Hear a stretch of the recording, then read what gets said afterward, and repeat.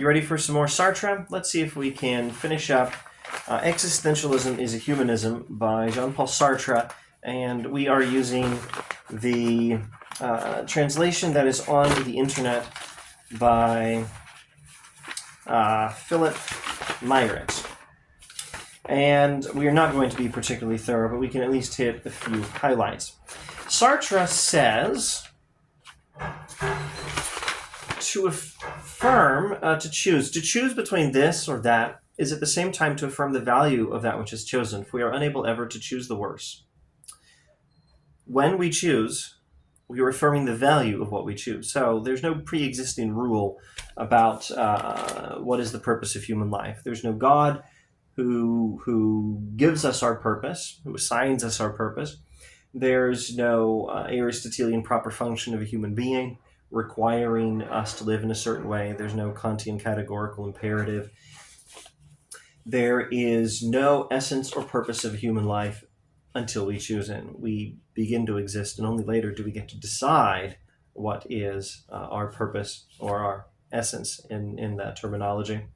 And when we choose, we are choosing what we affirm the value of, because we are unable ever to choose the worst. When we choose, we always choose what we think is best. That's what it means to choose. And nothing can be better for us unless it is better for all. Now, let me clarify two things here, if I can. What sort of choice are we talking about? Lest there be any confusion. We're talking about a choice about what is the purpose of life. So you can choose to devote your life to religion.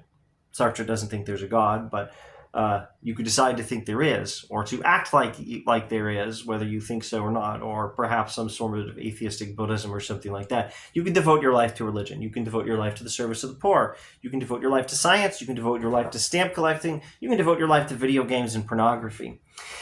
But when you devote your life to something, you are making a decision of what you think is more valuable. And nothing can be better for us unless it is better for all. Now, here I have to say, as parentheses, open parentheses,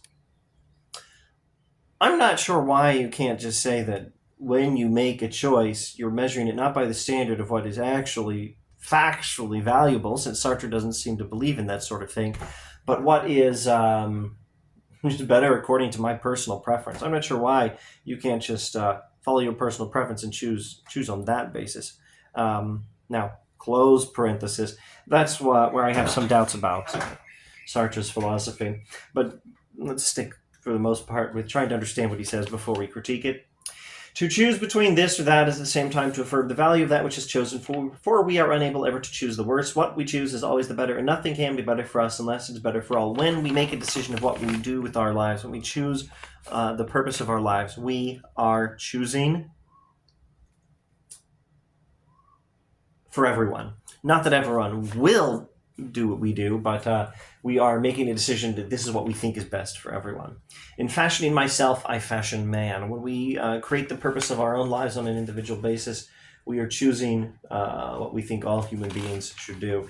And that is why there's a very heavy responsibility to take your choice seriously, to not just say, okay, I feel like doing this, but think carefully about what you're doing and why.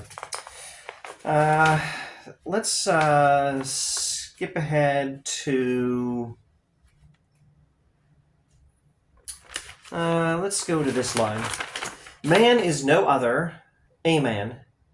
A man is no other than a series of undertakings. Beautiful statement of the Sartrean view of what is humanity. A human being is a series of undertakings. That's it. That's what we are. That's the definition. In fashioning myself, I fashion man. Man is nothing else but what he purposes. He exists only insofar as he realizes himself. He is therefore nothing else but the sum of his actions, nothing else but what his life is. You are nothing else but the sum of your actions. You are a series of undertakings, a series of decisions you make and things you undertake, or rather the undertaking of those things, etc. What we are considering is an ethic. What we are considering is an ethic of action and self-commitment. However, we are still reproached upon these few data for confining man within his individual subjectivity. There again, people badly misunderstand us, and he'll clarify some of that. But I just want to emphasize this is an ethic of action and self-commitment. Existentialism is not a quietism, meaning it's not about despair. It's the opposite of despair. Existentialism is not pessimistic. It's optimistic. It affirms the freedom of humanity to be what he wants to be. And it's not an ethics of frivolity, it's an ethics of seriousness, and all these things. It's meant to be an optimistic doctrine for human beings, a livable and optimistic doctrine, not a depressing philosophy, but a very optimistic philosophy. That's what existentialism is actually, although people misunderstand it as a terribly depressing thing. Thus says Sartre. Now, since there's no God assigning our purpose for us, since there's no Aristotelian proper function that determines the purpose of a human being, where then do we get the option of making any kind of a judgment? People say to us, you are unable to judge others.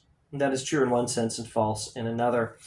I would say it is true in the sense that you can't say in Sartrean philosophy that there is any objective fact about what's right and wrong that you can use to criticize someone else. You can't say the person who chooses to devote his life to science, the person who chooses to devote his life to helping people as a doctor or a philanthropist, the person who chooses to devote his life to video games and pornography. You can't say that last person was making a bad choice and the other people are making better choices based on a pre-existing moral standard. There is none.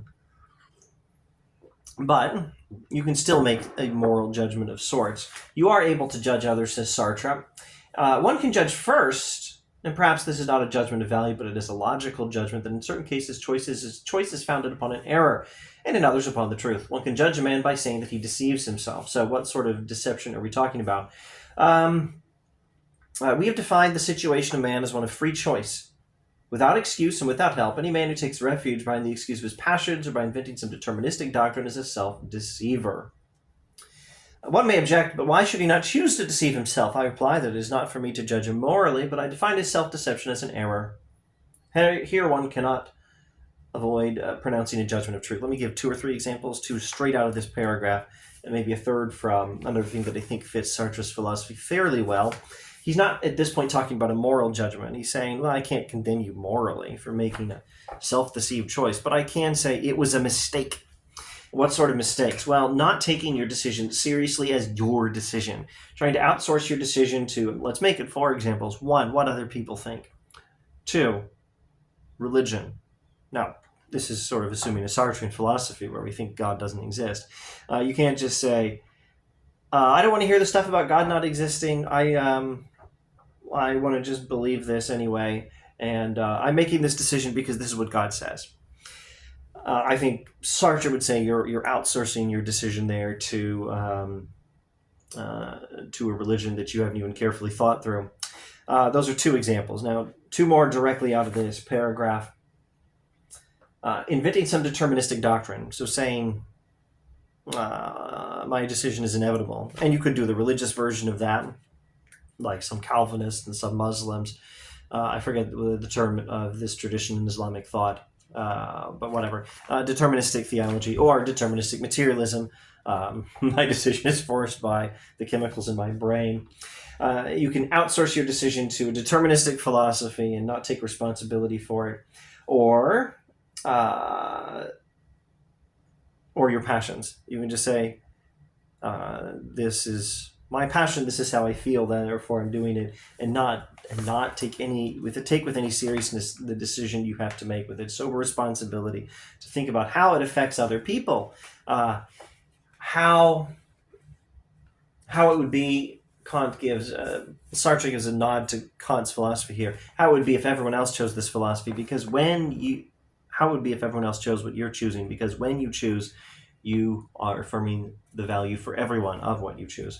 Don't outsource it to deterministic philosophy or to your passions, to what other people think, or to your religion. It's your decision. Make it carefully. Think about the fact that when you decide, you're deciding this is the right thing, this is the best thing, this is the more valuable thing, and therefore it's valuable for everyone. Think carefully about how you're defining humanity. You are defining the entire human race in the person of yourself when you decide what is the purpose of your life. Now, moral judgments. There is such a thing as a moral judgment in Sartre.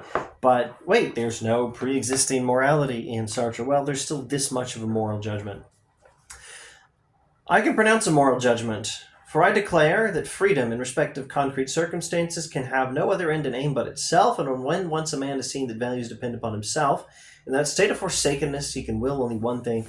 Forsakenness because it's just him deciding. There's no God in particular deciding for him. He can will only one thing, and that is freedom as the foundation of all values. That does not mean that he wills it in the abstract. It simply means that the actions of men of good faith have as their ultimate significance the quest of freedom itself as such, etc. Consequently, when I recognize as entirely authentic that man is a being whose existence precedes his essence, and that he is a free being who cannot, in any circumstances, but will his freedom, at the same time I realize that I cannot not will the freedom of others. This is old-fashioned use of the word but, B-U-T, much like you'll find in Shakespeare. Let me see if I can paraphrase that.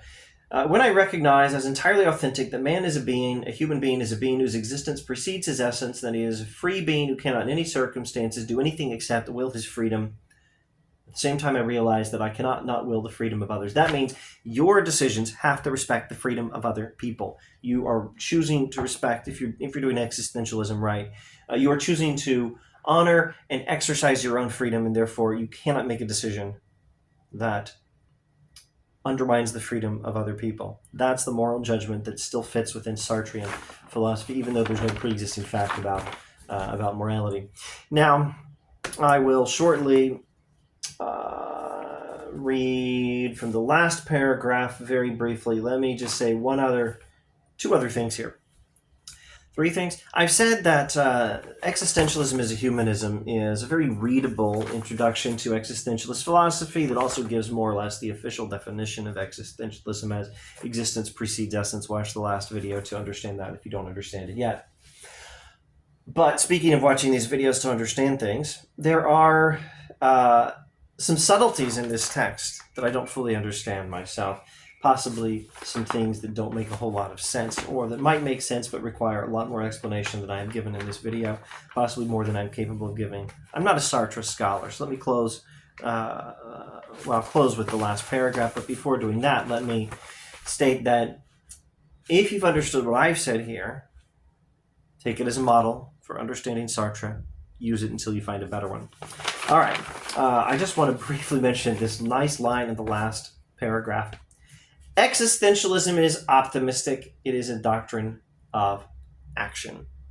Existentialism is optimistic. It is a doctrine of action. One more brief clarification, and then I'll shut up. I